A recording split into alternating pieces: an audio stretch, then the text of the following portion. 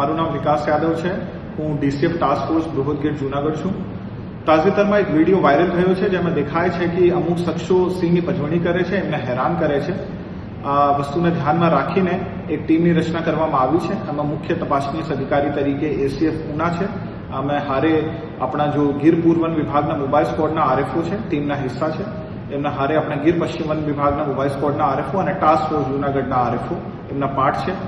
હું આ બધાને જણાવવા માંગુ છું કે સિંહ, એશિયાટિક સિંહ जो આપણો સૌરાષ્ટ્રની શાન છે, આપણે ભારત દેશની શાન છે, એક શેડ્યુલ 1નું પ્રાણી છે અને એમની કોઈ પણ હેરાન કરવાની પ્રવૃત્તિ થાય છે તો આ ગુનાનું કૃત્ય છે અને વાઇલ્ડલાઇફ પ્રોટેક્શન એક્ટ 1972 હેઠળ ગુના બને છે।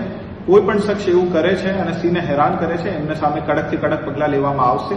આ પ્રકરણમાં પણ આ ટીમની ગઠન કરવામાં આવે છે અને ટીમ એક ડિટેલ તપાસ આ બાબત કરશે અને પછી છેલ્લી રિપોર્ટ અહીંયા રજૂ કરવામાં આવશે અને જો પણ શખ્સ આમાં સામેલ છે એમને સામે કડકથી કડક પગલાં લેવામાં આવશે। નમસ્કાર।